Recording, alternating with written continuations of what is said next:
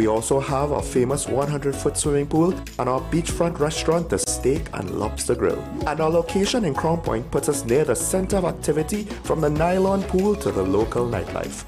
Call us and make your reservations at 639-8533, 389-2378, or email us at sandypointvillagehotel@gmail.com.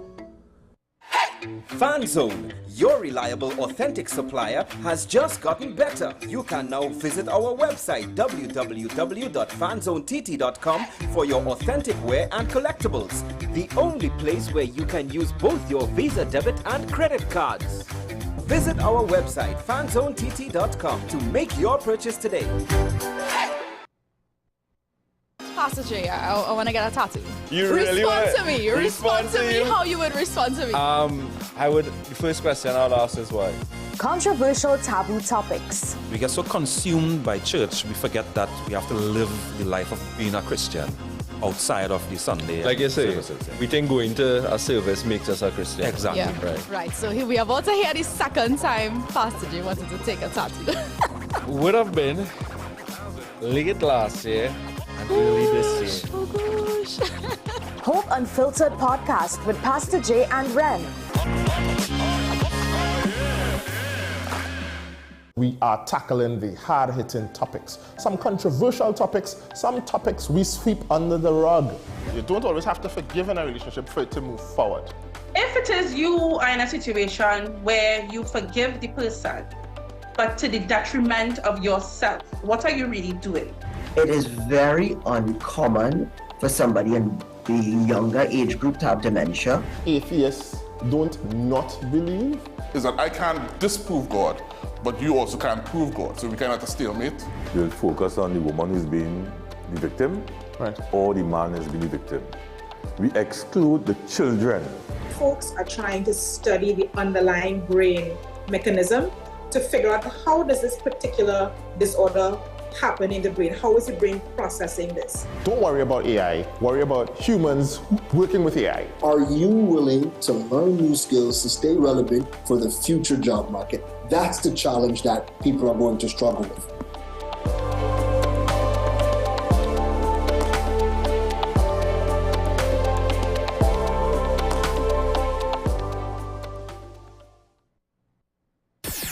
WESN.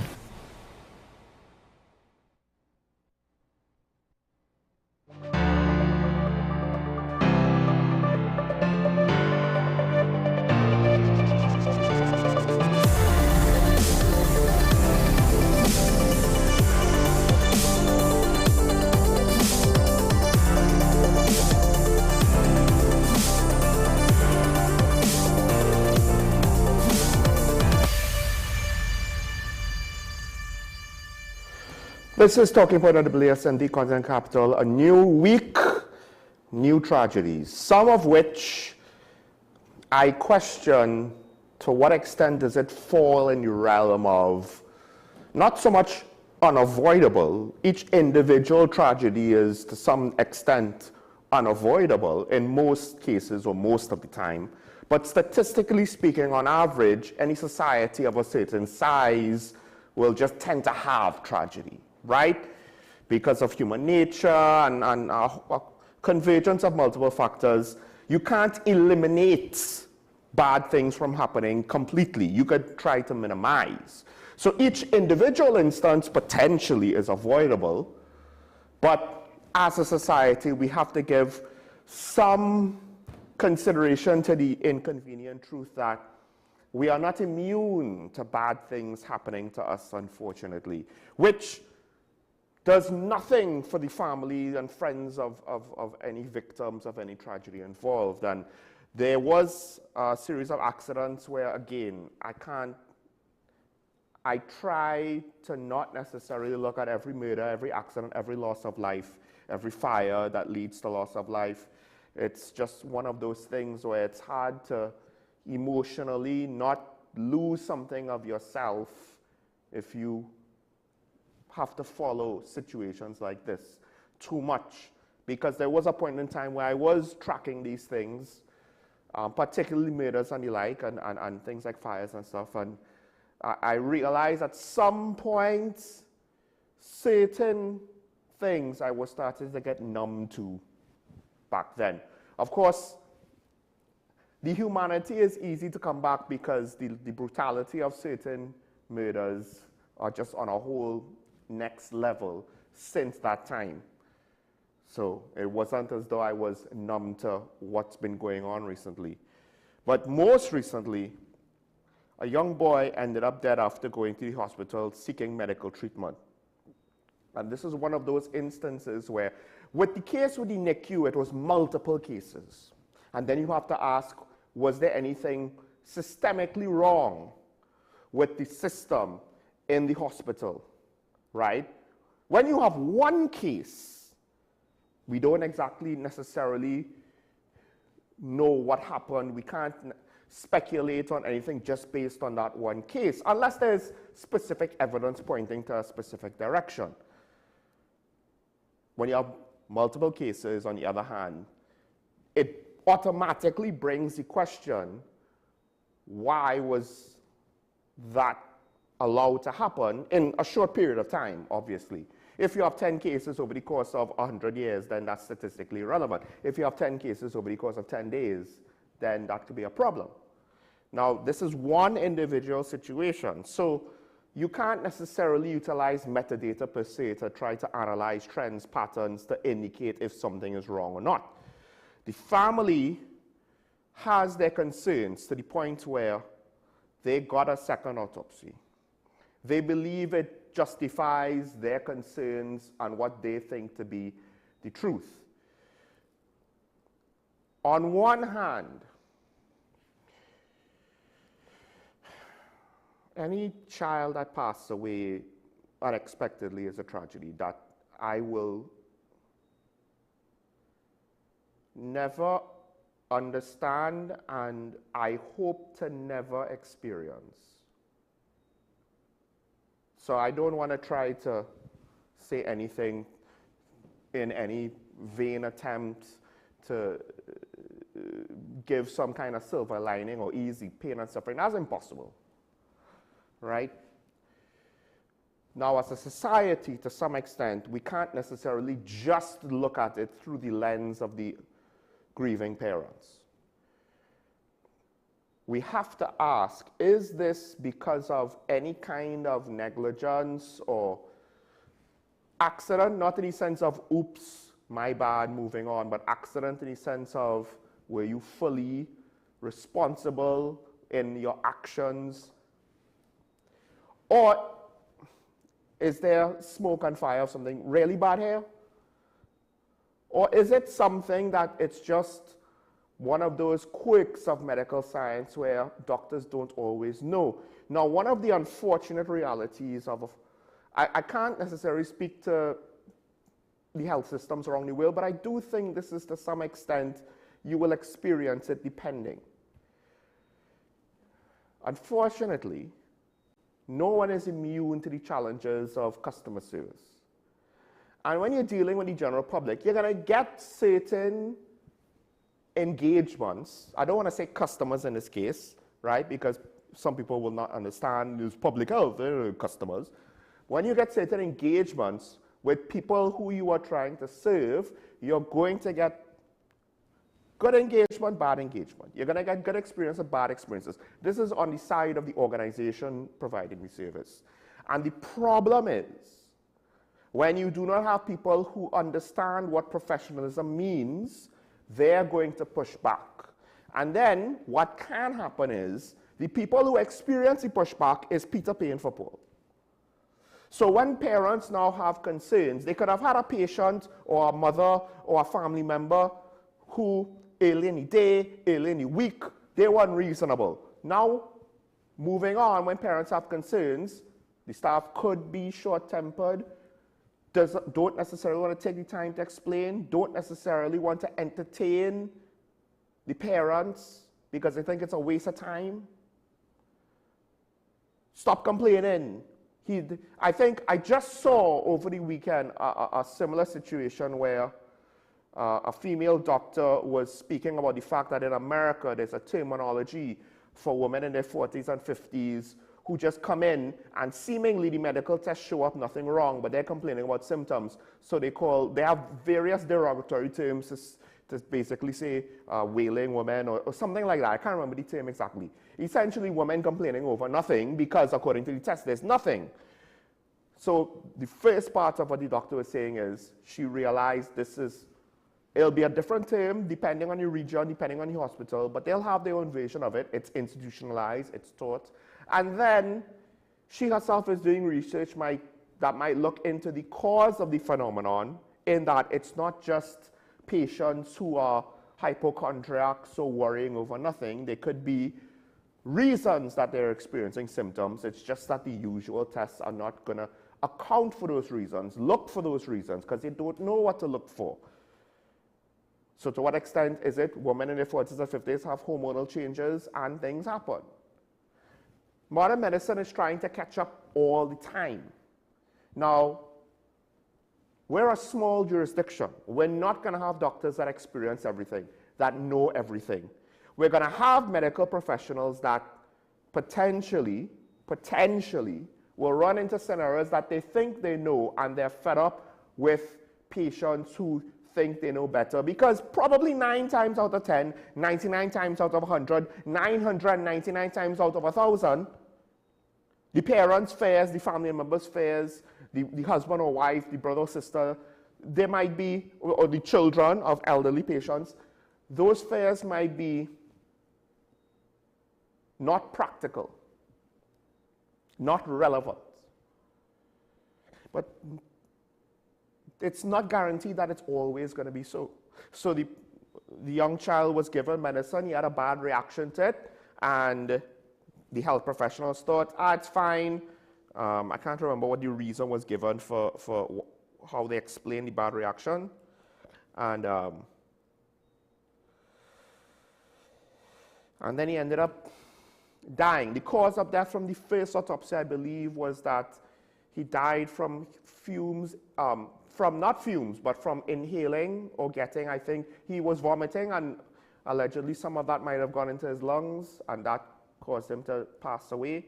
But it seems as though they got a second autopsy that says something different. Now, that doesn't guarantee anything, right? That is a differing medical opinion. In the case of the prisoners who died of blunt force trauma and polytrauma, that is a little bit different, because it's kind of hard that 2 examiners, one is going to say, oh, well, this patient died of a heart attack, and the other one is going to say, well, multiple blunt force trauma injuries. You know, it's physical external trauma seems to be quite obvious. So it's kind of hard. The second autopsy couldn't just make that up, unless it was an outright lie. But with regards to this, when you're trying to diagnose something internal, it's not too dissimilar to when people did complain, and rightfully so, when we had COVID, that did the person die from COVID, or did they just happen to have COVID when they died? Because other health issues didn't stop just because of COVID. NCDs and the like, other causes of death didn't stop just because of COVID. So I'm hesitant to condemn the hospital in this situation, because there is a chance that, look, this was a unique case. They weren't necessarily fully aware of the implications, because we're a small nation, and even in big cities in America, doctors are not going to see everything and know everything at all times. And nurses, ditto. But the problem is the reputation. And this is an interesting thing, that for a nation of people that have a reputation of being easygoing, being friendly, being courteous, visitors generally love to come here, right? Foreigners.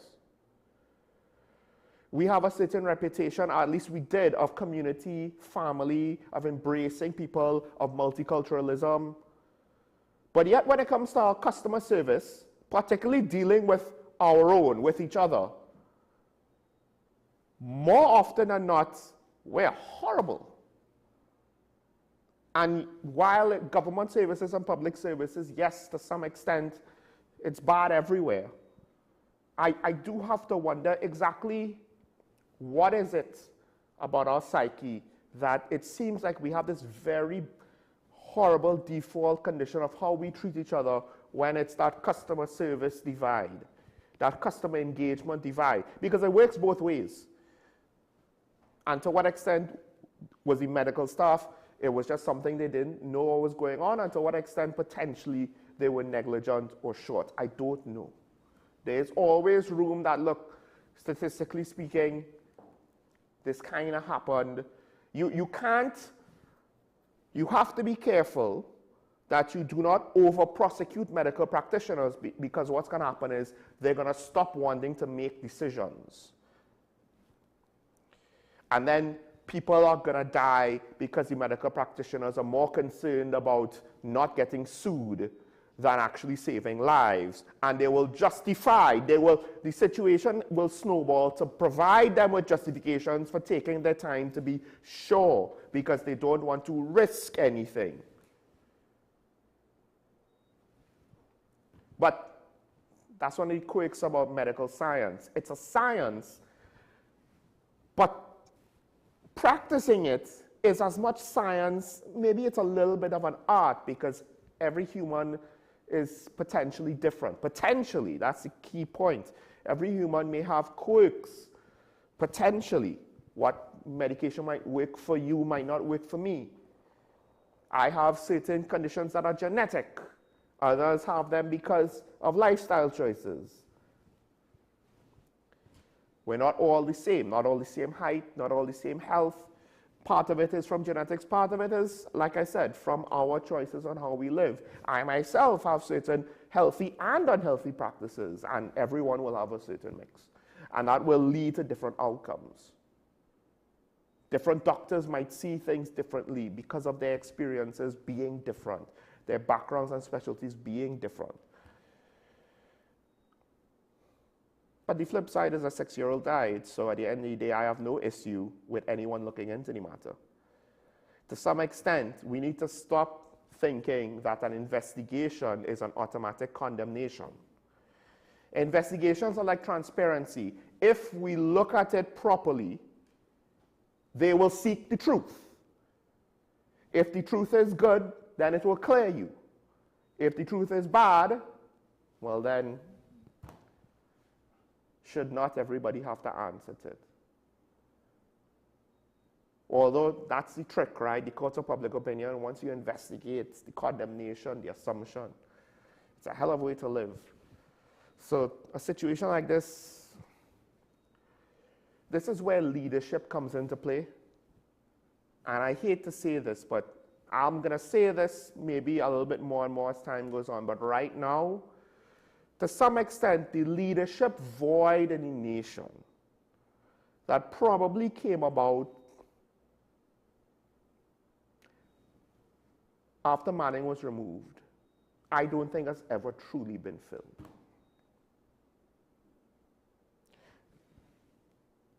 In her first term, campus predecessor, to some extent she did it, but not fully. Dr. Heath Rowley, similar. To some extent, but not fully. Now I would argue Kamala Prasad-Bissessar initially was very much seemingly a strong leader. And the last couple of weeks, I don't know. I'm not sure. I can't say that she is. I'm not necessarily going to say that she's not. It's just that I can't say, obviously she is. Because who's speaking the most for the government? At a time when, and you need leadership in cases like this, not to make necessarily decisions to clean it up. Yes, you have line ministers, they can make most of the decisions and send it up to cabinet. Cabinet can approve where it needs that, approval from everybody in cabinet, right? When it's of that importance, of that level.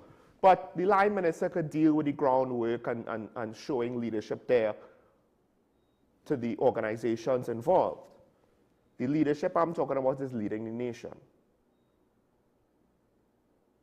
To take the lead on trying to responsibly explain to people what is the situation, what is reasonable to think, and how we will reasonably try to resolve it so that we're not left to speculate and wallow in the despair of the unknown. Because if left untreated, we've seen what happens when crime goes untreated. And we already saw what could happen when public health issues go unsolved. We already have an issue with how health care is perceived in this country. If we truly think that our public health system is that great, why is it that when issues happen, like other parts of the government, you know, it seems just a little shady with regards to what they don't want to say. All right.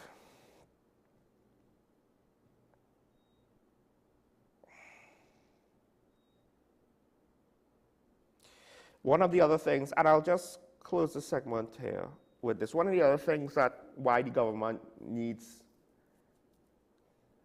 to show more leadership to the population. You know, the leader of government business in the Senate is saying that the government needs the public support because they need a 2/3 majority. Now, they're short one seat in the House for a 2/3 majority. And then they need about 2/3 of the independent senators at minimum. So they need 6 votes in the Senate in order to pass the stand your ground legislation. So I guess the prevailing wisdom is if the public supports us, to some extent that will convince the TPP and the independent senators to support us. And that would be enough to pass it. But while the Prime Minister has spoken on this issue in the past, even before the election campaign, if you want to push this thing through to the home stretch, who would not be better to lead the population than the Prime Minister? She has the capital. She has the goodwill. Half of the cabinet were not the reason why the UNC were voted into office. And the other half were unexpected. Minister Alexander has a good reputation, I think, overall in the country, but that only goes so far. He's not the Prime Minister. He was not elected to lead the nation. He was elected to be the point man on national security. That's different. So it's interesting to see how this turns out, but again, I don't know, and listen, I understand if the Prime Minister is able to only move at a certain pace. I don't want to see her kill herself trying to do this job. And it's not meant as a criticism. For instance, she's nowhere near the issue that Biden was with regards to his cognitive decline and ailing health.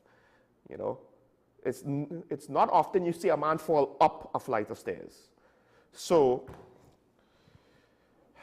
I do think, though, that as the situations become more and more critical, what we need to see is leadership out of the government to try to manage public expectations and to help guide us to come to responsible conclusions, to inform us of what's going on in good faith, responsibly, and to essentially give us a vision for the future that society could buy into and will, to some extent, not just conform to, oh, this is what we want to do, but also potentially, of their own initiative, find ways to contribute to that vision. The private sector, private individuals, NGOs, initiatives in business. Because at the end of the day, no government could truly do everything on their own. Certain functions they have to do, but there are certain other functions, if the private sector can't do it, it might be better for the private sector to do it. Regardless, we have a lot of issues, whether we want to admit it or not, and a lot of holes. And to say that the government is going to fix everything perfectly and immediately, that's impossible. And you don't necessarily want things to be done in too much haste and too recklessly, and then you get incomplete solutions that are ineffective. But if you have buy-in into the population, not only will you have a more reasonable time frame from the population's expectations, but also, like I said, you will get buy-in with regards to trying to find ways to contribute to those visions of the future. But that doesn't come about if you just have random pockets of communication, no central unifying vision, and no central unifying leader. And to some extent, this was some of the issues with the previous administration. And it just goes back to what I've been saying about the PNM, which probably could apply to the UNC. You know what to do with your internal politics. But do you know how to govern? Do you have those skills? And it's not just, oh, well, I can make a decision or two. It's about really leading. There's a reason why when I looked at the PNM, anticipating Dr. Rowley's retirement, I was concerned. Who will lead after him?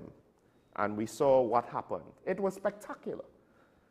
There are similar concerns with the UNC. There are potential answers, but to say that they're surefire bets, let's not hold our breath. Let's not make that bet in Vegas. And what will happen at the end?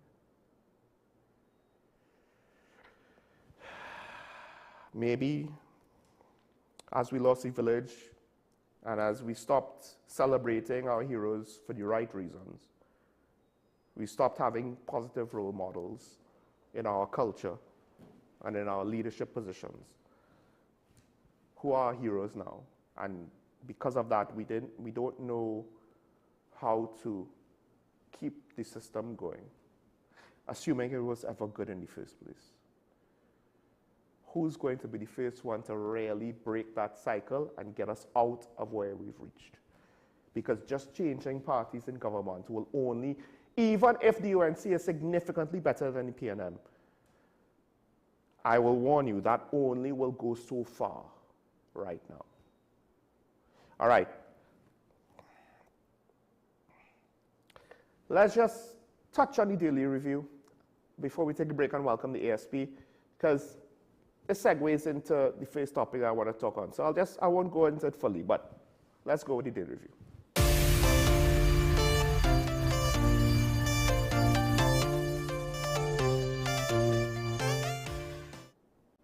All right, so of course, we've had the first 100 days. This is one of the milestones that some analysts were looking at to see how we're going to judge the government. And of course, Minister Padarath is being quoted, or his statements are being reported in the press. Now, I believe Dr. Munilal announced the government will report on its achievements today, on today's date, right? But Mr. Padarath, he's had some statements in the press. He's saying that they've been able to keep certain campaign promises to the electorate, right? But to some extent, he's saying, but wait until tonight to get the full thing. One of the things he spoke about was the UNC keeping the promise to rescind the WASA transformation plan. I will argue to some extent, is that a campaign promise in the nation, or is that a campaign promise to a member of your coalition of interests? Saying that they were able to save at least 2,500 jobs at WASA, it's not even a net positive when you compare that with the amount of jobs lost in CPAP. Allegedly. We don't know how many of them were figments of ethereal paperwork. But part of, and I'm going to say similar things about the opposition before I close, because the opposition leader herself spoke on this. But when Minister Padarath is speaking about the 24/7 water supply improving 24% when compared to under the PNM, but you've been there for 3 months.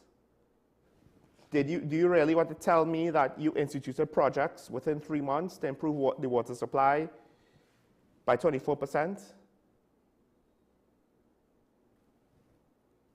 So you tendered projects with the procurement legislation, you tendered them properly, And you got the work done within 3 months? You got all the proposals, all the planning done within 3 months? Like, I don't know, like, maybe that's the case. But then, if that's the case, so by the end of the year, we should have waterfall then.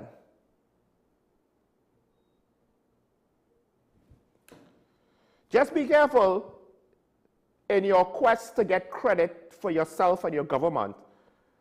Because this is one of those things where if you give 150% for your employer in the first 6 months, this is key to understand, right? You know what's going to happen? They will think that that's your baseline, that they're entitled to that. You're pushing extra, and they will feel as though somehow that's sustainable, and not understand that, no, I'm giving you extra, maybe because I want to impress you, maybe because we're short-staffed and we need to, and I could do it in the short run. When you try to say, oh, look at what we did. Now, maybe it is. Maybe they did do these projects in 3 months. Maybe they did. But then the problem is, congrats. You have 4 more months to the end of the year. You could probably increase the water supply by another 15%. That should sound reasonable, right? If we want to oversimplify these things. Meanwhile, the opposition leader has certain criticisms as well. And so with the government, I just said, be careful about what credit you're trying to take, because you might be setting yourself up with giving the public unrealistic expectations for your job performance. Don't complain if they have too high expectations for you moving forward. With the opposition, a lot of the complaints, unfortunately, there are things that, unfortunately, PNM cannot say they did better or they have as bright spots, right? She complained that they fired the central bank governor without warning or reason. Well, I do believe your previous administration also did that and got sued, and, you know, the plaintiff won that lawsuit. You know?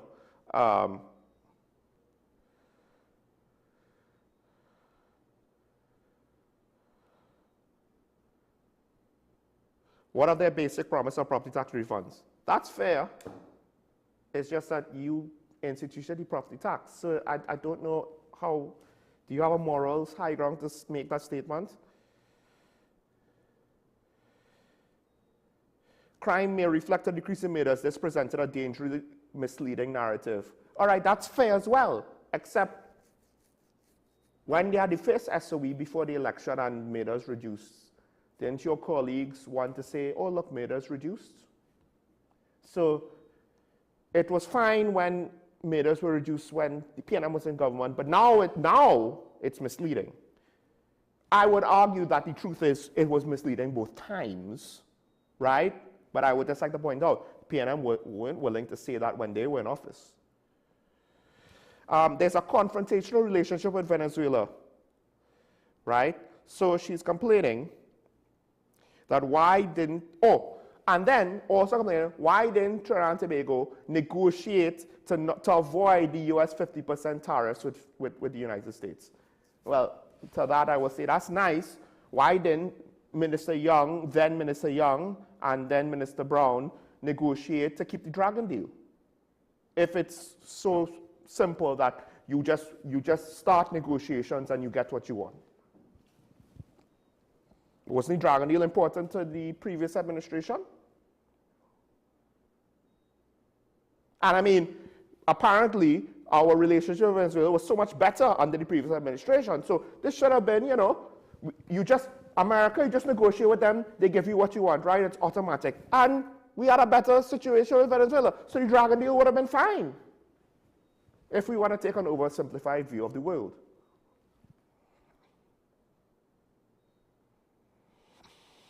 So a lot of what the PNM is complaining about, unfortunately, they were kind of, again, it's only been 3 months. They were kind of in charge of what led us to where we are at with a lot of these negative things. So it comes across as very disingenuous. If we were 6 years in, that's why when the PNM complained about what the UNC did, 7, 8 years after the partnership, we were like, this don't make sense. You're trying a little too hard here. It's very apparent. You You have no good excuse for the nonsense that's going on in year 8 of your term. But we're 3 months in. You can't apply that argument yet. You know, we're close to applying that argument.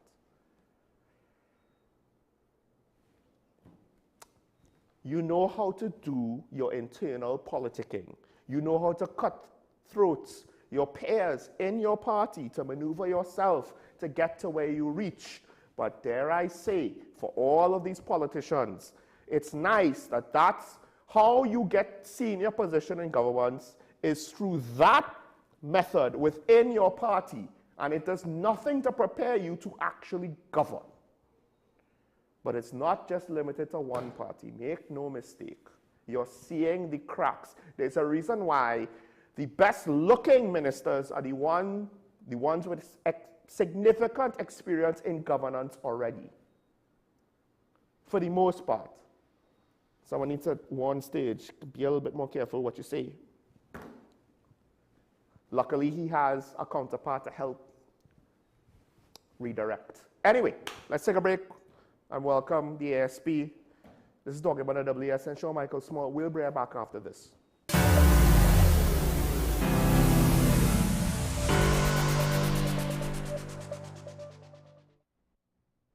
Welcome to ASTI, Advanced Solutions Technical Institute. We offer hands-on training in drone technology, fiber optics, hybrid, security, business support, and more.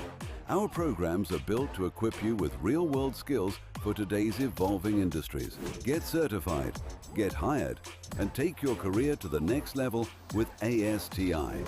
Call 778-2135 or email info@astitnt.com. ASTI, where learning meets opportunity.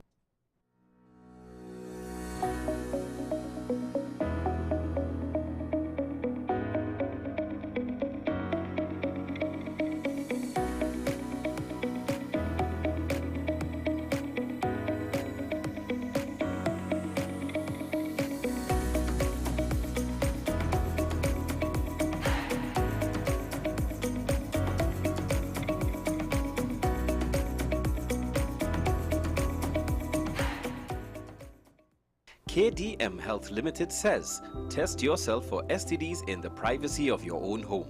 Our self-help test kits for all STDs are available at our wholesale office in Chaguanas. Call 283-1423. Visit our website at www.kdmhealtht.com or email us at kdmhealthlimited@gmail.com to place your orders. Available at all health institutions and pharmacies. Contact us for a free list of products and prices. I am Dr. Delphina Ovid, your friendly neighborhood dentist. At Community Hospital Dental Clinic, we offer examinations which include x-rays, basic oral cancer screening, and a treatment plan. We also offer cleanings, fillings, extractions, root canal treatment, and complete and partial dentures. Remember, you don't have to brush and floss all your teeth, just the ones you want to keep. Give us a call at 235-5479. The Community Hospital of Seventh-day Adventist, where good private health care is affordable.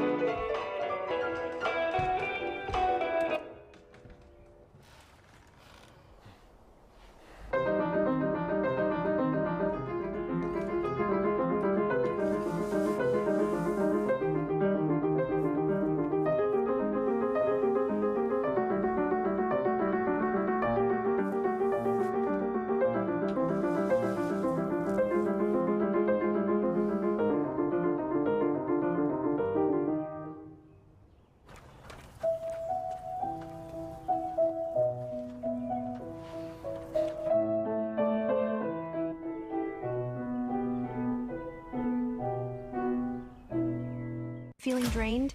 Struggling to keep up? It's time to take control of your wellness. On this episode of Wellness Unlocked, we're diving into the key nutrients your body needs for all-day energy and balance. With 100% or more of your daily essential vitamins, plus added chromium to support healthy blood sugar, this is complete wellness in a single soft gel. Join us as we uncover how small changes can make a big impact on your health. Don't miss Wellness Unlocked. Watch now on WESN and take the first step toward better health.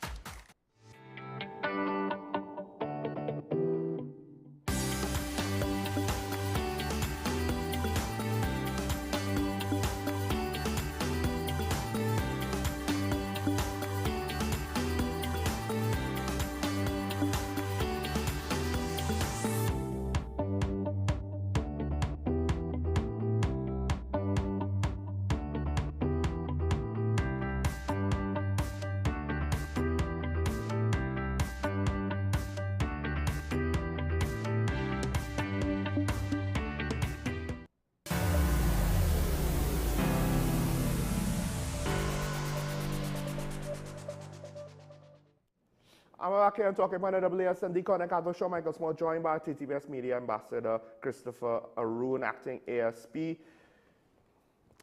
There's another story, not in the police, about promotion controversy, but I'll get to that tomorrow. It wouldn't necessarily be appropriate for me to ask the TTPS Media Ambassador to comment on another protective service. But what you have provided me is a current update with regards to statistics from the state of emergency. So seemingly a few more firearms found and, well, quite a few arrests made. But I don't know if you could, where you want to start. Well, a good day to you, Sean, your staff, your colleagues, and members of the public. Yeah, thanks for having me. First of all, we have at least 25 persons detained under the SOE. And those persons, until charged, will remain in custody for the duration of the SOE. But once charged, they'll be entitled to bail unless it's an unbailable offense. And of course, you have the stats that I provided to you there. So you could go ahead and if you want, you could divulge those stats. Well, now it's 70 firearms, quite a lot of pistols, a few rifles. I assume rifles, based on the categories, rifles will more or less mean 5.56, 7.62 correct, modern rifles, right? Not sport hunting rifles per se. Yeah, correct. Not 20, not necessarily 22s or 30, And, you know, pistols and revolvers, quite a lot of 9mm ammunition confiscated. A few rifle round size ammunition confiscated. Some large pistol ammo, 45s and 40mm. One of the things that I found interesting is that there was a time when it was said ammunition was really the expensive thing, right? And now, I don't know what has changed. I don't know if you all generally know what has changed to make it different. There was, with the missing couple recently, I'm not too sure if that, I didn't see if that had a resolution to it or not. I assume they haven't found them yet. No, I haven't seen any resolution. Yeah, it was reported that there was Defense Force ammunition, spent shells at the house. Remember, crime is a business, and crime involves the movement of cash and product and whatnot. So it's very easy to, unfortunately, to get a hands on ammunition once you have the amount of currency you could purchase it with. That's very sad to know, especially with the Defense Force, and even if it's TTPS rounds on a crime scene. That's very sad to know that we have officers out there that does. I mean, there's no barring of it happening in Trinidad as opposed to anywhere else in the world, because it happens everywhere else in the world.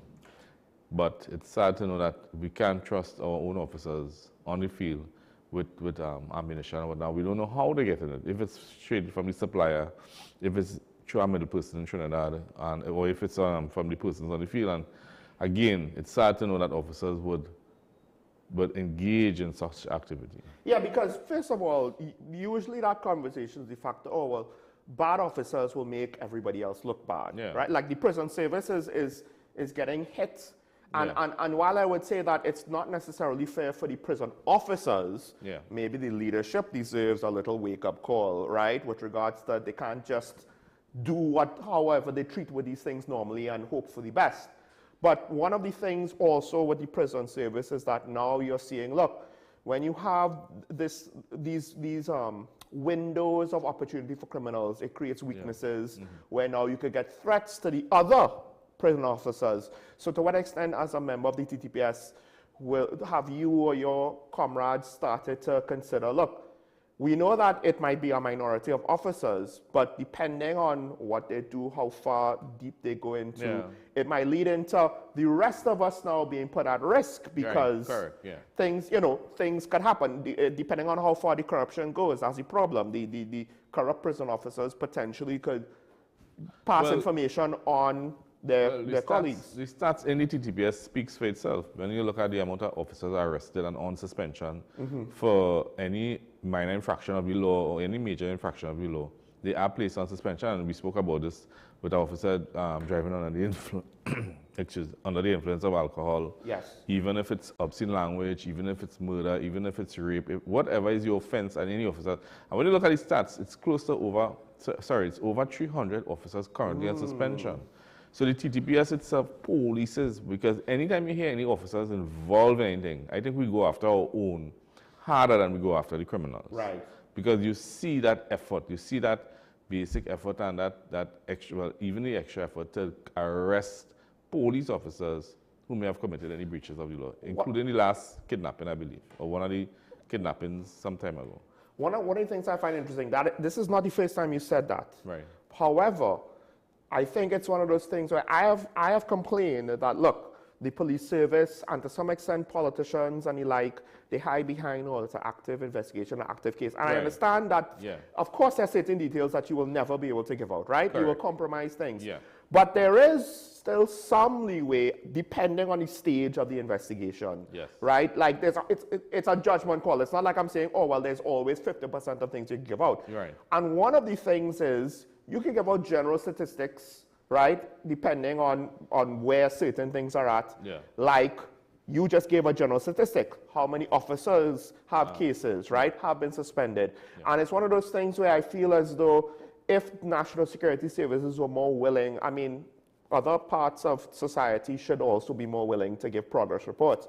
But if they were more willing, because a lot of people, they have the reverse perception, or they see things very differently, right? And it's not as though you haven't said it before. You have said it before. I remember you saying it before. But still people think, well, you really expect the police to police the police, right? Well, I mean, it happens more often than not that the police does police the police. But the public doesn't know. That's what I'm saying. So the perception is that, that police officers get away with crime, criminality, with infractions, no seatbelt, these kind of things. But when you look at in the whole mass of society, when you look at the society in a whole, you see that the police officers are the ones really policing the police. Customs officers, licensing officers, fire officers,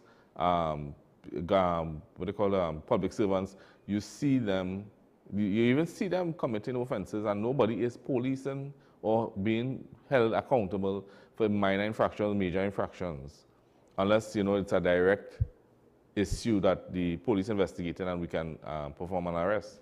But the police service has shown it's capable of policing itself. However, it doesn't bring confidence to members of the public. Listen, you're policing yourself, so you're saying you're so corrupt, you're so bad, you're so into criminal activity that you're capturing yourself. That Well, I guess initially, before, like if you have a good reputation, but then you have a significant fraction that are under suspension because of these things, I could understand. I might not necessarily fully agree with it, but I could understand. Do you want to put this out in the public? Because I've said before, policing is part of it is about perception. If the public has confidence in you, and it makes the job easier. Good, and the perception we need to build is the perception that not all police officers or the majority of police officers are law-abiding. And will do their job. I remember over the weekend, I got 2 calls. Last night I got a call from a colleague, a good friend of mine. He apparently was under the influence of alcohol or whatnot. Or he was at least drinking on the side of the road. So police officers pulled up and began questioning him about some loud music and whatnot. So he called me and I was like, you need to listen to the police. Are you in a vehicle? He said no. He said he's standing on the road. And the police came and asked him to lower the music, and he lowered the music. But one of them had an attitude. I said, listen, whatever you do, listen to the officers, cooperate with the officers. And he was taking the opportunity to let them know he knew somebody. he knew Arun. Yeah. So he called Arun. And I was like, listen, and I hopefully they heard me when I said, listen, you need to listen to the officers, comply with the instructions, and, you know, let them go on the way. At least, you know, cooperate with them. And then, he left that situation of the perception that, listen, one of the officers could not see his way, his point of view. So he's of the opinion, listen, that police didn't see my point of view. The other one was cool. The other one saw my point of view. Yeah. This one didn't see it. So you need to talk to these officers and how to talk to people. I really didn't hear the officers arguing with anybody. They seemed to be very pleasant. However, I wasn't there.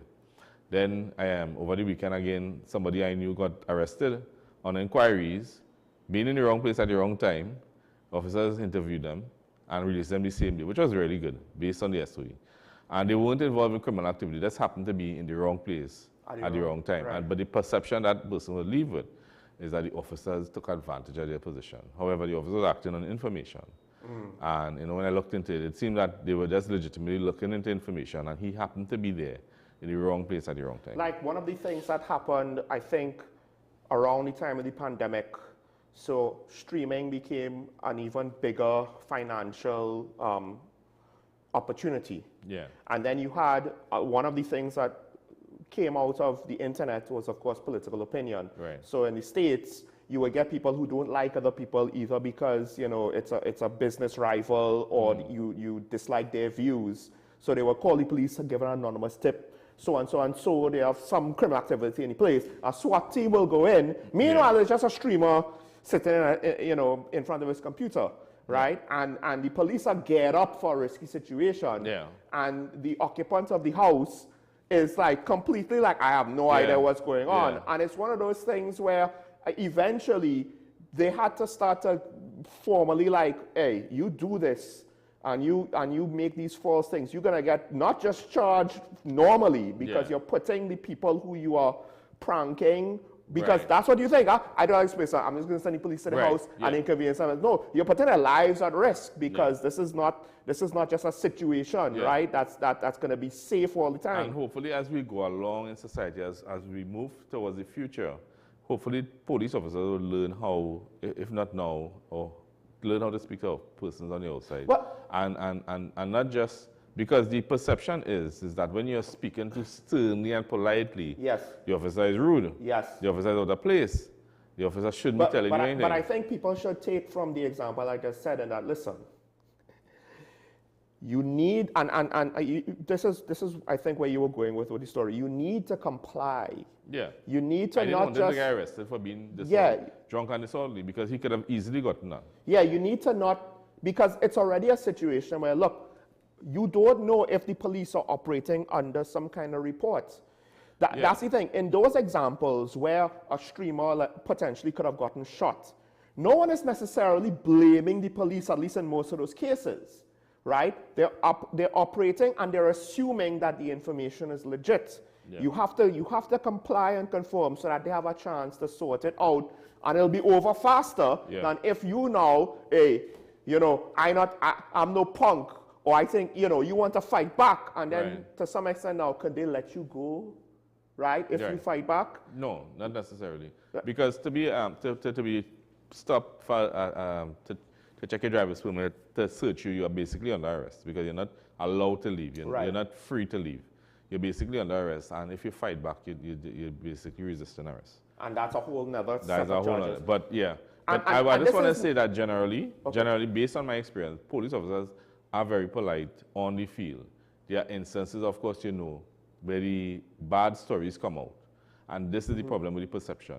The bad stories come to light. The bad stories are the ones that make it into the media. You don't really hear the good stories. And I've had hundreds of reports of good stories happening, but it doesn't seem to come to the media at the forefront. You see officers going out of their way and assisting members of the public. I think it's something, I spoke about the customer service phenomenon, right? In our country, being an unhealthy one. It's very unhealthy. And it plays in, we said about this before, it plays into what goes on with police. But I think if people want to say, nah, is the police bad? Think about anybody who has been in a position of authority and you needed to demand or dictate terms or provide instructions sternly to someone who you have the right to do so in a professional capacity, and what their reaction was half the time. Yeah. Right? And that's essentially what it is. Because I have seen situations like that professionally. Yeah. Right? It is what it is. Because people get defensive and they think it's personal. But it's like, listen, I remember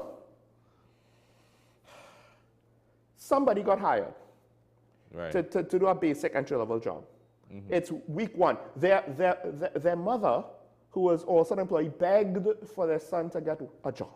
Right. And the manager is not a rah-rah manager. Right.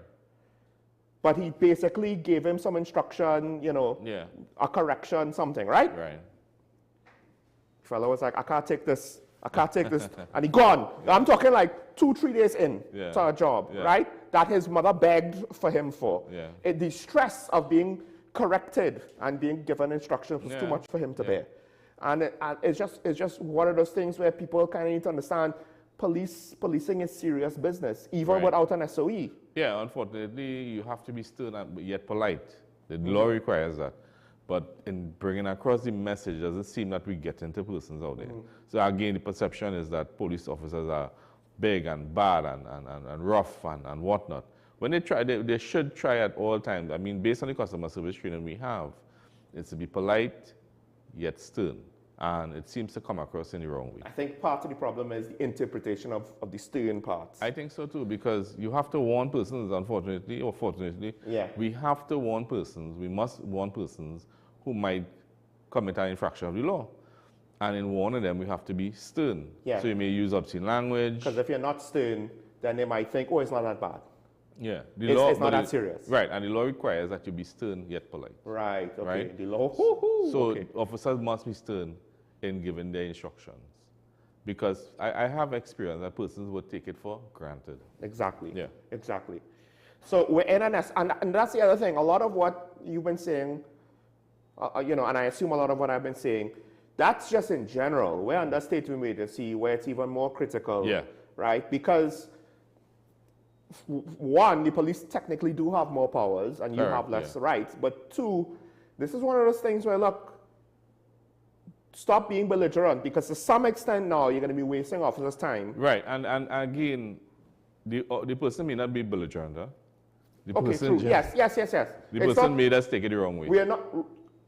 We're not assuming that the member of the public is always acting a fool in the scenario. It could be just cross communication. I have seen communication worsen in a matter of seconds. Just because of misunderstandings. Just because of misunderstandings, And that's why I guess it's better to say, look, at the end of the day, you know, this is a situation where, as a member of the public, you don't have any authority in this situation. So just comply. Just comply. Like, there's nothing good that will come from you trying to have an argument any moment. Exactly. If the officer said, stay in the vehicle, they say, produce your driver's insurance, produce it. And members of the public must also understand, not because you're not driving a vehicle, because I've seen this already. If you're not wearing your seatbelt in the front passenger seat, you are entitled to identify yourself to the officer, or you can be arrested for failing to do that. Because that's ticketable, not so? Correct. For a long time now. Yes. I'm kind of confused as to why people think that would be the case where they don't need to identify themselves. Because who gets charged with the ticket in that situation? The driver or? Depends on the age of the person in the front passenger seat. If the person is under age, the driver gets charged. Right. If the person is over a particular age, the person gets charged. And if you fail to provide your name and address, you can be arrested. And that's the front seat, not the back seat. The front seat, unless you have committed some other traffic offense. Even if you think the police are punking you, is it worth it in the moment?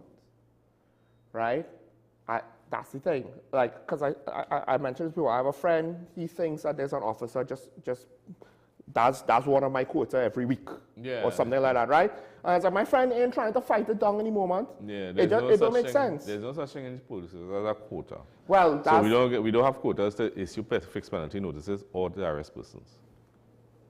It was sarcasm. Oh, sorry. Right. Well, no, but to be fair, you're correct in saying it, in that I made a statement and I'm throwing it out there, and if you just accept it, then people would assume it to be true. Right. But whatever the issue is, it's a situation where my friend is like, well, I just changed whatever it is that you're telling me is broken, like last week. It's new. Yeah. So I don't understand how you could, it's functioning. It's in one piece. It's intact.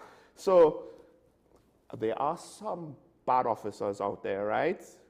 But the point is, even if he believes that that is one of the bad, corrupt officers, he ain't trying to fight it down anymore. The best case scenario is that you comply with the instructions, and even if the officer was wrong, you follow the procedure to make a complaint against the officer. Right. Because officers can make mistakes, they can be wrong, and they can assert their authority unfortunately. Because if you're just trying to argue, to some extent psychologically, any human will be like, no, you're wrong, and will double down on it. Yeah. As opposed, you're not going to convince anybody in a heated argument like that. Yeah. It just doesn't make sense. I found that in the past when I was a uniform officer in my early years, that I used to avoid trying to give somebody a fixed penalty notice and more lecture to them. Right.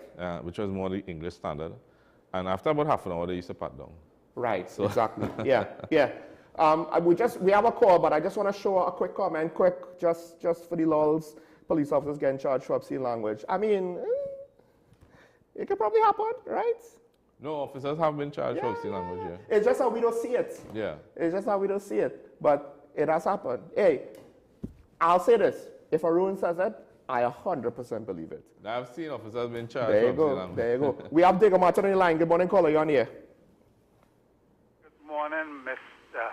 Small and Media Ambassador ASP Arun. Good day, good day. You just put up a little highlight the obscene language. And you were speaking about regulation for the SW. Before I make my comment, I want to make two statements. Jump the fence and deal with them, and Bangladeshi and Delhi, they're looking like. So, that's my premise.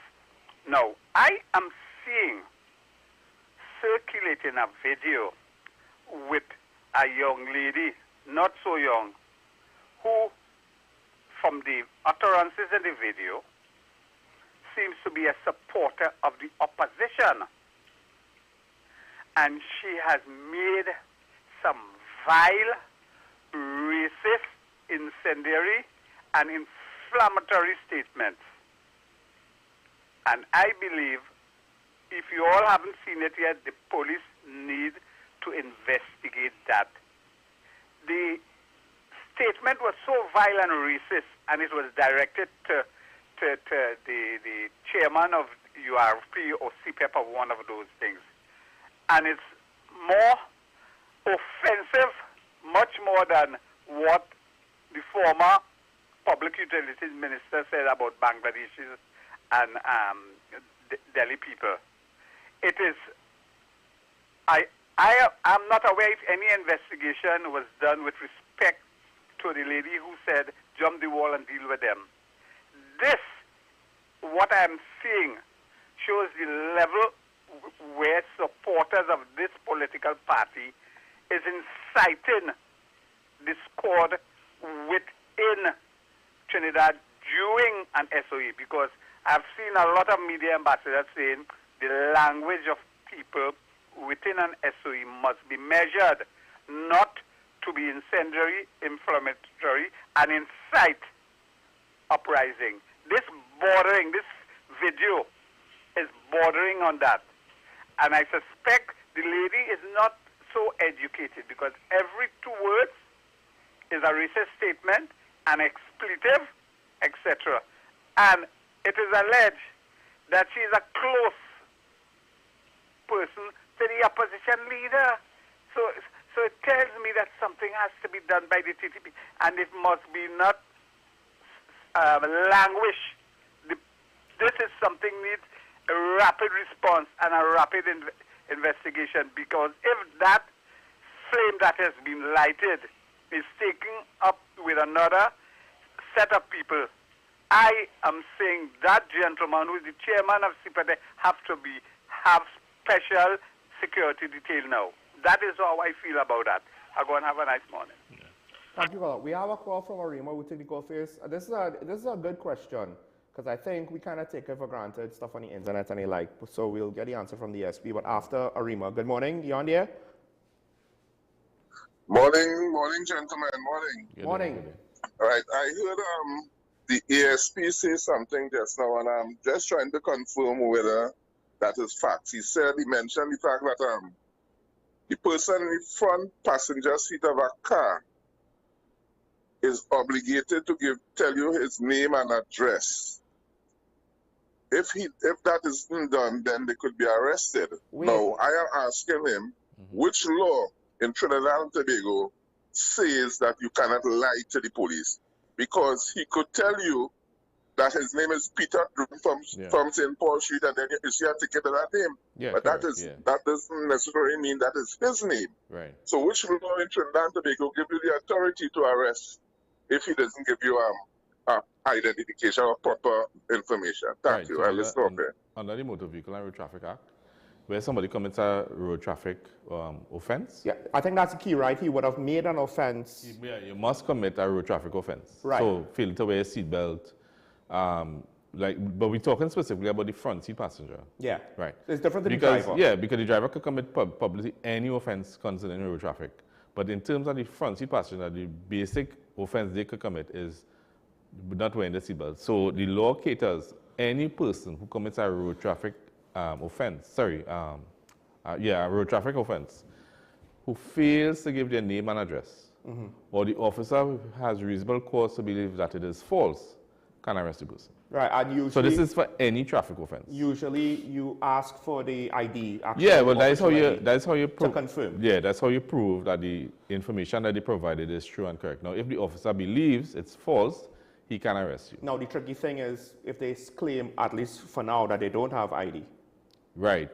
The officer is a judgment call. Right. The officer can arrest, and you provide the ID after and whatnot. So. Okay, we could probably continue, but we have St. James waiting, so we'll take the call. Good morning, caller. You on there? Yes, good morning. Morning. Yeah, a question here.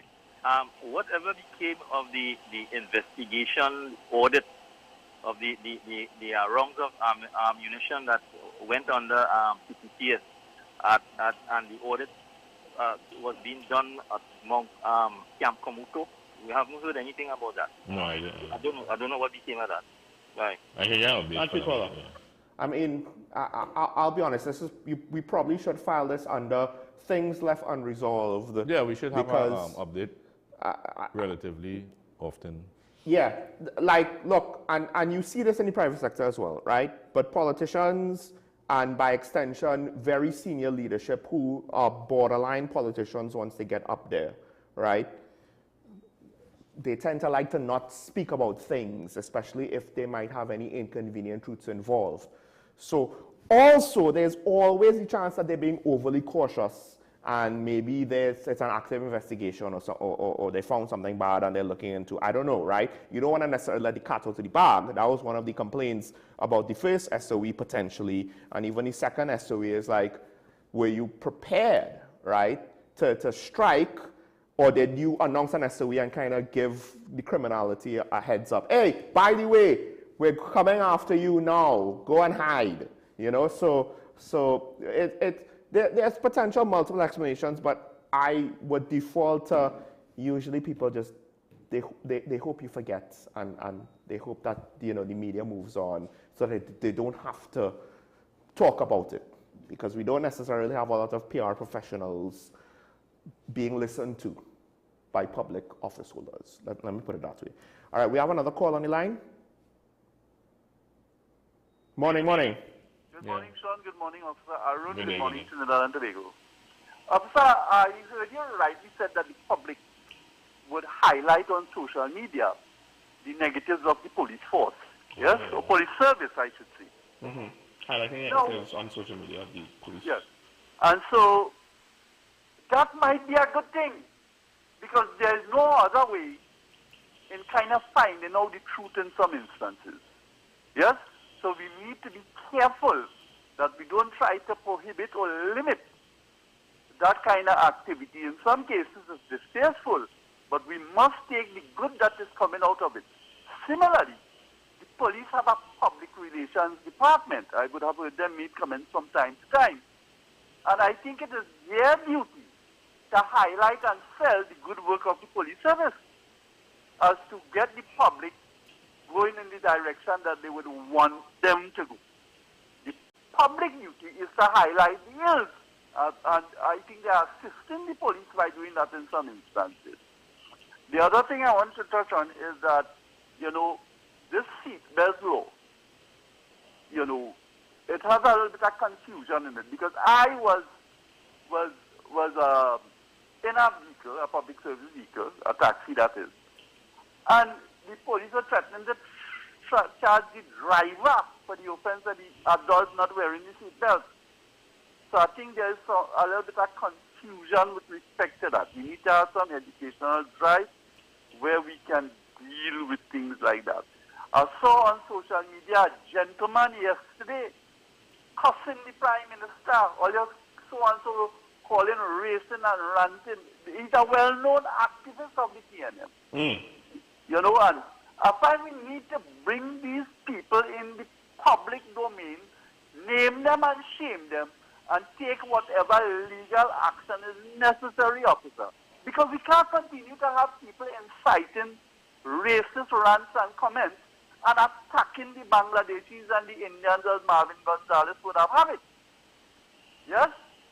So, you know, I look forward to seeing some kind of action with respect to that. That we clamp down on that kind of behavior and that we bring back some sanity to the country. Thank you, caller. So I didn't hear him. Oh, well, okay. First thing he was asking with regards to the seatbelts not being worn in the front passenger. Apparently, he was in a situation where he was in a taxi and the police were threatening the taxi driver. Yeah, so there are two offenses.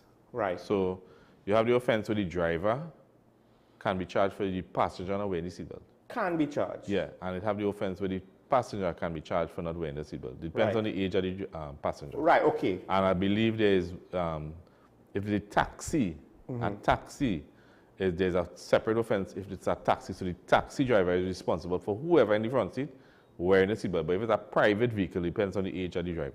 Okay, passenger. right. Although, I mean, it might be a little hard on taxi drivers because... No, but there is... So if the person refuses to put on their seatbelt in a taxi, the taxi does not move. It doesn't... right. He has to ask them to leave. That's the law. That's the law. Right. Well... So the driver does not... So the driver has a responsibility in that case. He could say, listen, I'm not going anywhere unless you put on your seatbelt. Well, he has to say, I guess, to some extent. Otherwise, he runs the risk of getting a ticket. Yeah, and he will get the ticket. All right, so there's a section for that. There was a follow-up question again with regards to incendiary comments on social media. Right. But I think we have either Arima back or another Arima caller from Arima. Caller, good morning. Sure, good morning. Yeah. Morning. Morning, morning. Morning to you and your guests. Now, firstly, this morning I was watching the commissioner on the television. I had to say I was impressed, because I always believe in my heart of hearts that a local could do the job better than any foreigner that we import. Secondly, concerning a headline where they were asking for a new prison, I want to ask the question, right? Because we're seeing this as a fact. A joint police army raid the prison. 1 month, they move with X amount of phones, X amount of narcotics and other things. They go back and 1 month later, they get about the same amount. So would building a new prison solve that? I don't think so. Because we have a penchant in this country to throw away money. Yeah, to spend money that is unnecessary. The long and the short, part of the solution, and this is what the commissioner would need, is a swift justice system, and it's time for us to make the jail hard. Now, Sean Michael Small, this is one for you, because we're talking about solutions, right? About a month ago, Mr. Abu was on the television showing some boats leaking in Chagaramas. Yeah, leaking oil.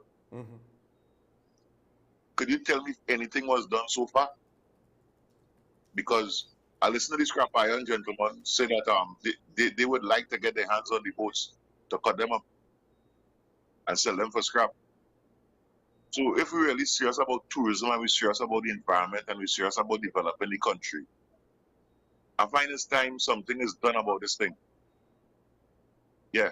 Have a good day, gentlemen. Thanks. Good program as usual. Thank you, caller. The problem with the prisons, making the prisons hard on prisoners, too many prisoners are on remand. So you could do that for the convicted, but you run into some legal issues if you try to do that for the prisoners on remand who are technically not declared guilty yet. Ultimately, yeah, there is some practical value for a new prison facility. Yes, some of the issues can come from the fact that when the prisoners are living in horrible conditions, they have an incentive to act out in whatever way that is. And it also makes managing the prisoners more difficult. So it potentially can make the prisoners easier for them to break the law. But the question is, do we have the money to do that now? And your point about having a swifter justice system will deal with part of the problem of too many prisoners in remand. Because the prisons are there are too many prisoners in the prison, so it's making it harder to manage when it's above what the actual capacity is supposed to be.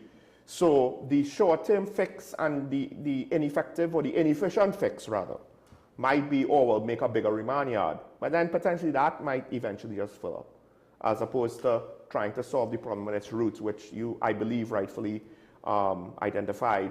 The criminal justice system needs to be faster. We still have that one question to get to, right, but we are San Fernando, so we'll take the call. Okay. Caller, good morning. Good morning, Sean. Good morning, ASPR. Good day. You know, I listened to some of your callers here talk about these social media racist comments. Yeah. This is that now. And this is something on both sides of the aisle that's been going on for years in this country. So don't highlight it now. It's been going on for years on both sides. For both sides. I am fed up of both sides in this instance with this rubbish. Now, one of the things, people in China have a tendency to have a problem with, they focus on how people say things and not what is being said. And that's one of the problems you have with the police when police stop people. People have a tendency, when the time police stop them, they're in a offensive position. They take an offensive position. So they already don't like the police. So when the police come at them, they have an issue. So then we have an issue with how the police saying what they're saying, not what is being said. And that is a problem. That is a problem with the population of Trinidad and Tobago when it comes to the police. This standoffish position that they keep displaying in a lot of instances. I've been stopped by so many police in this country over my lifetime, and I have never had any, barring one time many years ago, and a senior officer on the roadblock had to intervene. But barring that, most of the time the police have come across pleasant. And they feed off of your interaction as well. The police feed off of your interaction. Now, that being said, Sean, let me say this quickly. The health service in Trinidad and Tobago. I've been speaking to people that I know in the health service over a period of time, and actually I have a friend who is in one of those health facilities as a patient. So I call him at night and we chat. And what I have realized in this country, and it's going to get worse, we have a problem people have a problem with the health service. They're saying it's not whatever you put it. It is not up to par. However, we have a health service where we have a population, we have an unhealthy population, Sean. A lot of non-communicable diseases. They talk about CDAP drugs and they can't get because it is the cost. We have an unhealthy population in Trinidad and Tobago. And what I see it getting worse.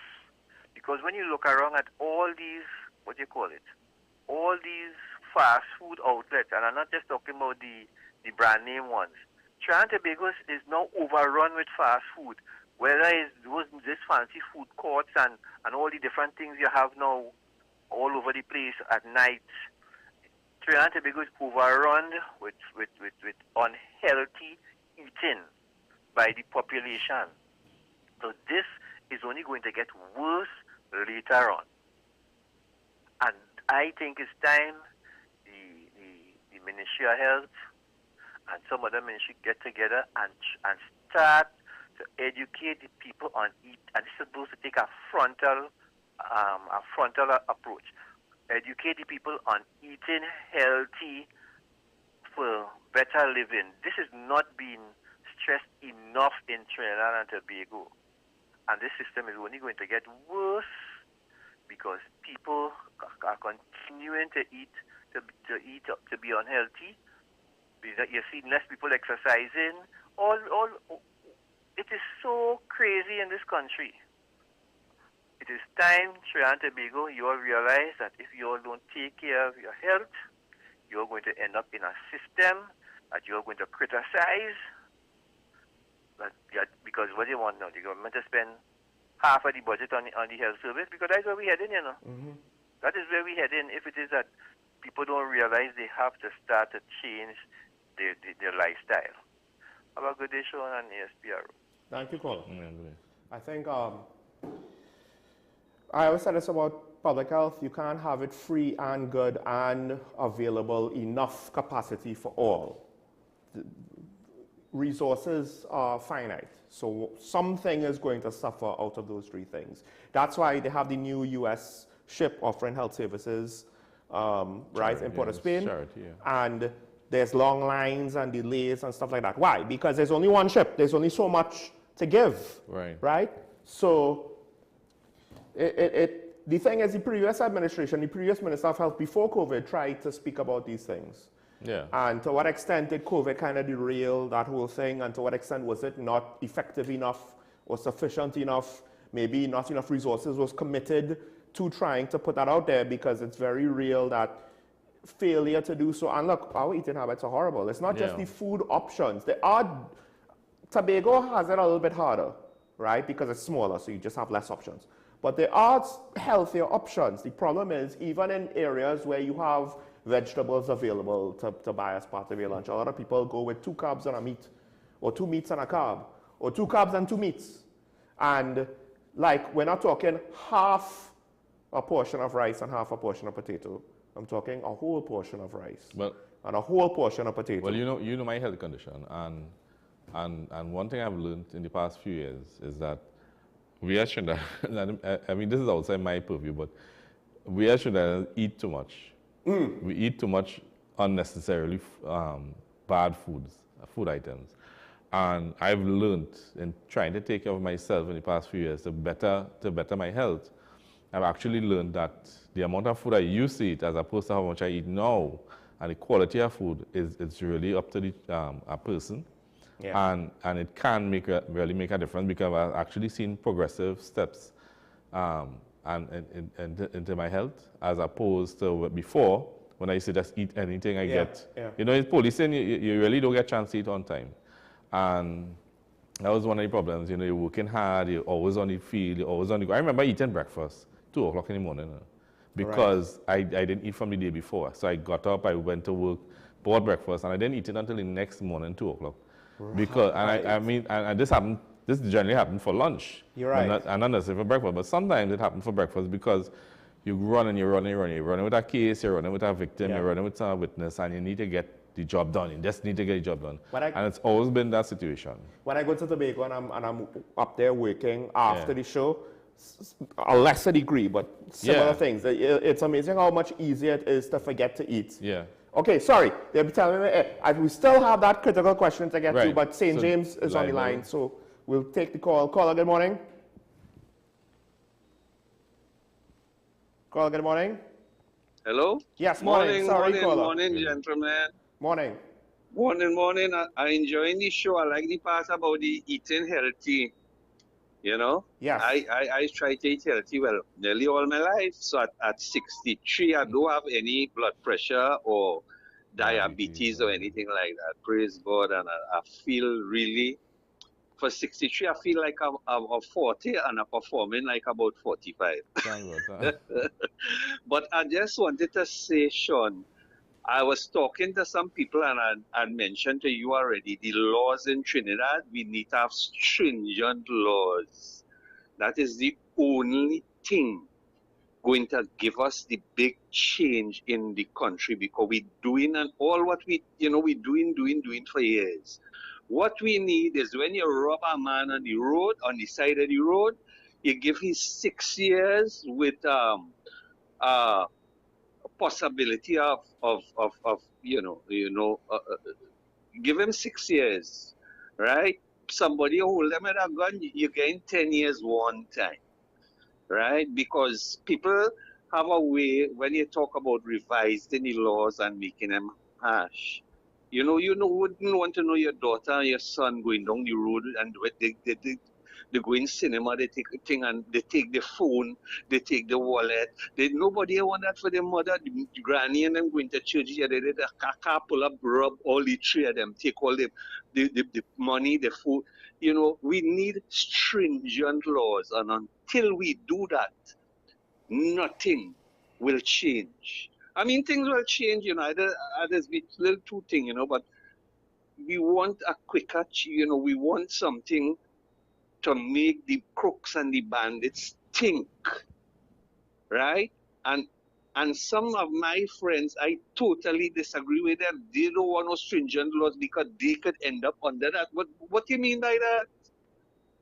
When people say I could end up being, how I take a gun, I went and robbed somebody and they give me 12 years in jail. No, right? How could how? Cole, I don't think that's what your friends mean. Hello? Cole, I'll just say this. I don't think that's what your friends mean. You can continue, but I just wanted to tell you that, and I'll elaborate off here. All right, yeah, but I believe that is the way to go, because people don't care nothing about police, about army, about nothing they care. All right. Thank you, caller. I mean, the laws are very stringent. And the problem I recognize with the laws is that when you arrest somebody, one, you have to prove this case in court. Exactly. And the delay that it takes so long. So you have a family being robbed, and it takes years to trash out in court. And one of the things that you see in other jurisdictions is that with plea bargaining, and hopefully it could be utilized more in Trinidad, with plea bargaining, you see a faster movement in the courts with plea bargaining.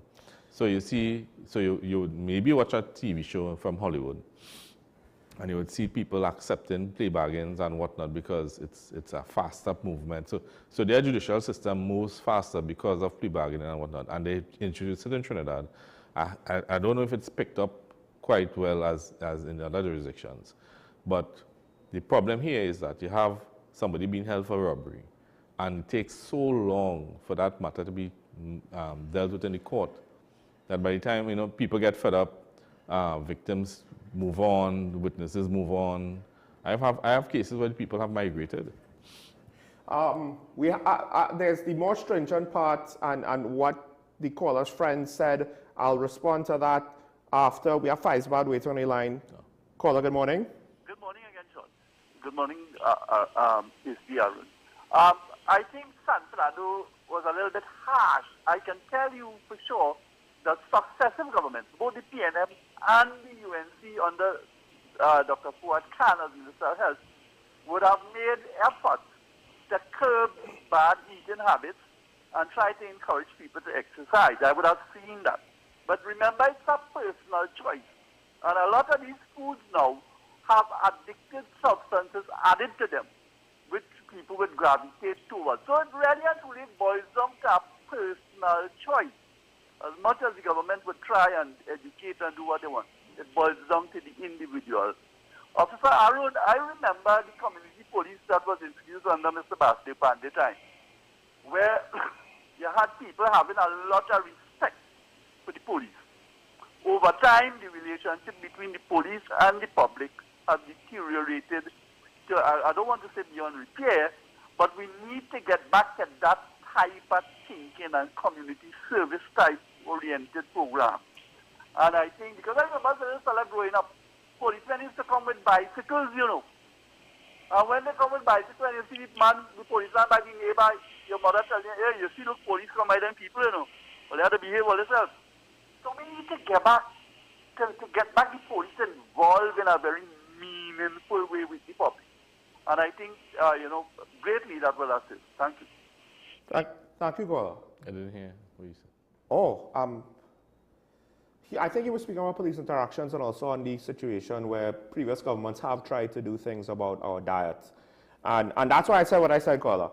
With regards to that, I said that at the end of the day, maybe it's not enough, right? It takes a culture shift, but if this is something that you really want to push, it would take a lot of effort, not just, well, we have a message and a program, but you have more extensive messaging to the point where you're kind of insisting, you're kind of like, it's unavoidable, right?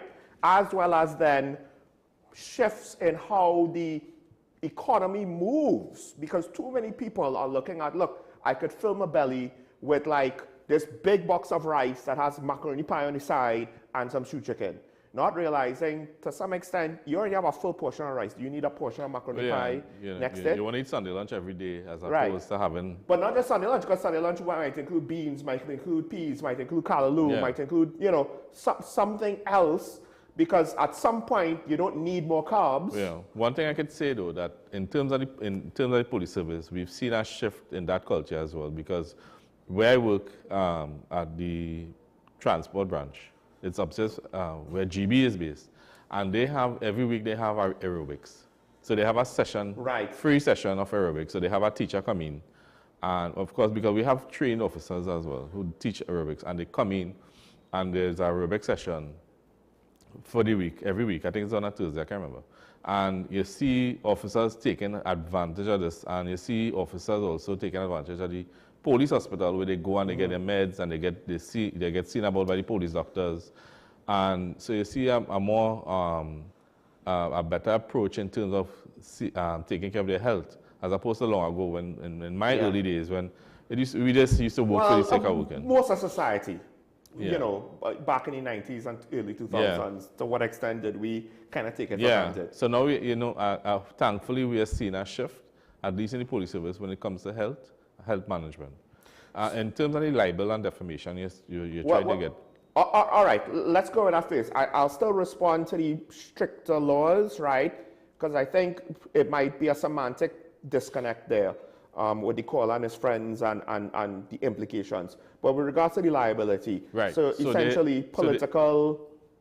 No, inflammatory in Trinidad, you don't have the right to free speech as opposed to other jurisdictions. We don't have the right to free speech. Yes. So you can't go on the road. Well, I do think most of the British Commonwealth, I think, would similarly not have free speech. Free speech is potentially somewhat uniquely American because Europe doesn't have free speech because you can't insult the crown, even if the crown is not relevant to right, and the reason there is free speech in America is because it's part of their constitution. Yeah, they don't have a crown. They have the right to free speech, as opposed to other jurisdictions where they don't have the right to free speech. Now, nonetheless, officers trying to take advantage of that position as well. But in terms of Trinidad, there is the Libel and Defamation Act. Now, the callers spoke about a video. I'm not too sure about the video. I didn't see any video. But I would assume, I believe, if I haven't seen it myself, I think I know who they are referring to as to making the video, and it could be one of those political operatives that has a social media platform that is political. So under the Libel and Defamation Act, there are criminal charges that can be laid with criminal penalties. So I have gone before the DPP in cases already. But I think what the callers are saying, I don't know if necessarily she may have lied as opposed to she may have said racist remarks that are then incendiary when a state of SOE. And I've already said political language and the level of violence in the country, if those two things meet, we're not going to like it. So by saying this might be similar to the Satmaraj sedition charges, which I don't think were that proper, right? But she's potentially saying things that could incite people, right? Is there any room for the law on that? Yeah, of course. So whatever you say in public or even in private, depending on how you say it, there are ingredients you must meet for it either to become a criminal offense or if it is civilly dealt with. So I remember approaching the DPP on a matter. It was the victim was a minister, I believe. And Government minister. Government minister. And the person had said something about the minister. And what the DPP said is that if what he had said, he had known it not to be true. Right. And I think that was the main ingredient. Yeah. Had he known it not to be true and he said it, he would have been liable to criminal charges. But based on him saying it, believing it to be true, he told us to have the person deal with it civilly. Okay. So, or to sue him for, yeah, for defamation. Right. So it didn't meet the standards of criminal conduct as opposed to civil conduct. Right. Criminal would be if you are purposely misleading the population. Right. And this doesn't mean it has to happen in public. Right. So we could be having a conversation, me, you, and Ryan. And in the conversation, I say something bad about you. So I tell Ryan, or I tell you, I hear you selling drugs. Yeah. I hear you selling drugs. Sean, I hear you selling drugs. In the presence of Ryan, I would have just said something defamatory to you and about you. And now you can, either I meet the ingredients of criminal conduct or civil. And you potentially have, you could either, you could civilly sue me for saying something like that. Although, in a private setting. How hard is it to prove the criminal? Because I would imagine it's a bit difficult. Some of the political stuff, they know it's nonsense, but it's to prove it. And then they use terms like it's alleged. Yes. And it is said. So they're in the borderline. So it's in the borderline. So it's very difficult to prove. All right, but we're almost out of time. Just before we close, one of the callers, he wanted to see stricter laws, and he said his friends don't agree with that because it might come back on them. And the caller is saying, well, you're not breaking the law, how is it going to come back on you? This is the catch-22, because I think the caller doesn't understand. As you said, the laws are strict already, right? Yeah. So now, really, a lot of our issues are not stricter laws. First of all, it is the criminal justice system needs to just work properly, from detection to prosecution, right?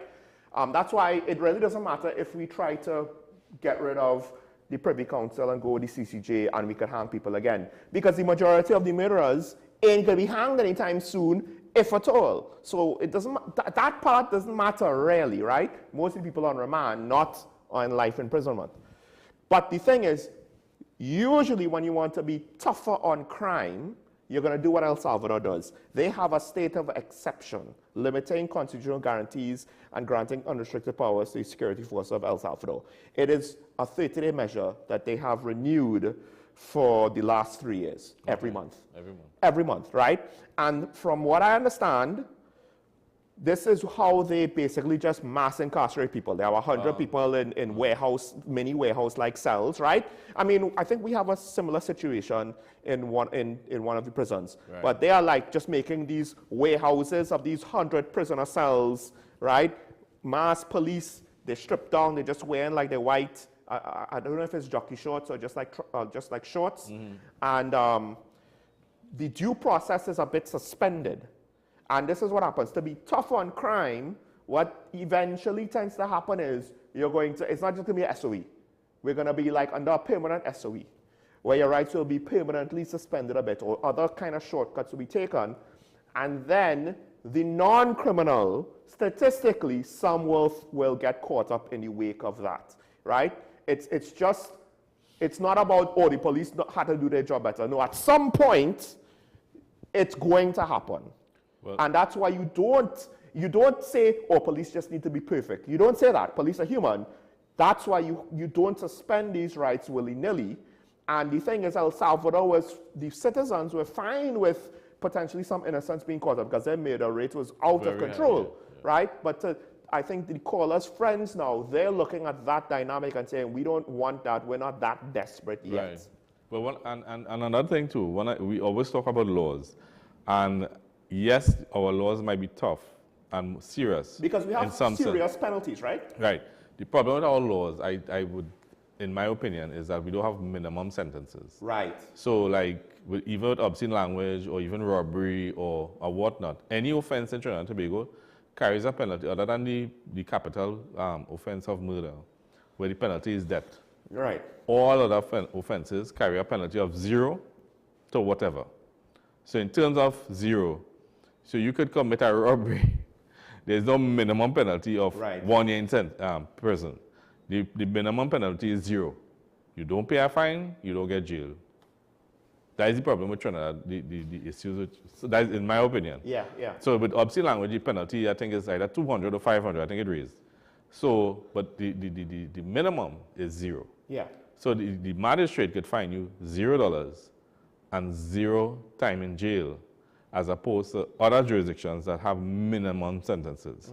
Now, in other jurisdictions, they take advantage of that minimum sentence, not as opposed to Trinidad, where you have none at all. Yeah, yeah. So one I think, so even with the new law they're looking at with the FULs and the firearm laws, the new stand your ground laws, you don't hear anything about minimum sentences. So you hear maximum. Everybody is on the maximum, $500,000, 10 years in jail and whatnot. But there's no minimum. So a magistrate or a judge could fine you 0. Right. 0 years in jail, 0 penalty. And listen, there are instances where maybe the minimums go too far, but to some extent, it also kind of makes things easier. And if you want to be tougher on crime, that's a very good place to start. Usually, that's one of the other things, usually when you're tough on crime, you will raise the minimums. So like nobody could kind of skate under the radar on whatever the offense is. Yeah. But if we're not doing that, it kind of implies that no one is kind of looking at all of the options to see what to implement, right? Yeah.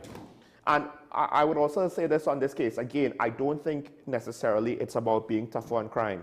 I think it's a combination of, well, first of all, the legislative issues that makes evidence collection potentially harder than it needs to be. Yeah. And maybe because we have harsh laws, maybe the burden of proof is so high, in part because maybe if some of these situations were lesser, if we had a lot of lesser charges that we could apply, we might not need the same extent of burden of proof, right? But I'm not an expert. And then, of course, there's the stuff with the trial length and the prosecution and all of that jazz that just compound, and it kind of makes whatever the penalties are half the time meaningless, right? So, I mean, we reach the point where people will probably be in remand longer than the maximum potential sentence. So at that point, the minimum kind of doesn't matter, and the lawsuits start to come in one time. So we had to fix all of that stuff up for the actual practical solutions to be fully effective. There's still some merit in what you said, but I just feel that a lot of the other issues that compound are so high. There'll be a lot of instances where it's just not going to apply because the system just is not working. And the stand your ground law, this is the key point. It's not fixing the system. It's trying to put a patch saying, well, the system can't protect you at all the time, so you protect yourself. And look, that to me, that's what it's saying, because this is the political priority. And I'm like, this ain't solve any problem. It's just kind of giving us a bridge to get from point A to point B, to feel better about the situation, not necessarily to solve the problem. So I want to thank all of the callers and the commentator. That was funny. Thanks for that. But it's true. The ASP has said it. I will very much believe anyone that wants to go on the record and say things affirmatively, and ASP Arun is not a politician, so I have double reason to believe what he says. And of course, thanks to you to ASP Arun for joining me this morning. No problem. Yeah. Thanks very much for having me. Hopefully by next week we'll have more to talk about and educate members of the public. Well, I believe they just arrested a whole another set of people on the SOE, but we have to wait and see how that kind of unfolds. Right. Maybe we might get some status updates by next week. I'll look forward to that. Yeah. Hopefully, maybe. Okay. We can't hold ASP Arun to that. Folks, this is Talking About a WESN. Just want to say once again, remember your allegiance to the Republic and to each other. Don't let political bacchanal cause us to reach the point where we're divided and we hate each other, which to some extent, that is what the activists will do if we're not careful. They might not even intend to do it for it to happen. That's why, as always, it's nice to be nice, even to your political opponents. If you want to show that you're the better person, be the better person. Don't just say, I am the better person. Anyone that has to say that they're better, they're probably not really better, to paraphrase a quote. We will see you tomorrow. Have a good day. Bye-bye.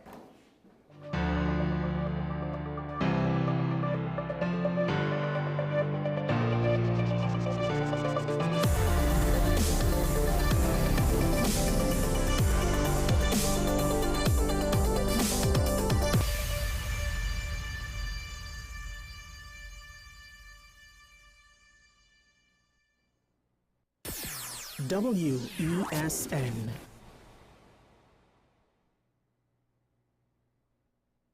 KDM Health Limited says, test yourself for STDs in the privacy of your own home.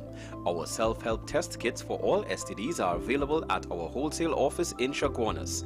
Call 283-1423. Visit our website at www.kdmhealtht.com or email us at kdmhealthlimited@gmail.com to place your orders. Available at all health institutions and pharmacies. Contact us for a free list of products and prices.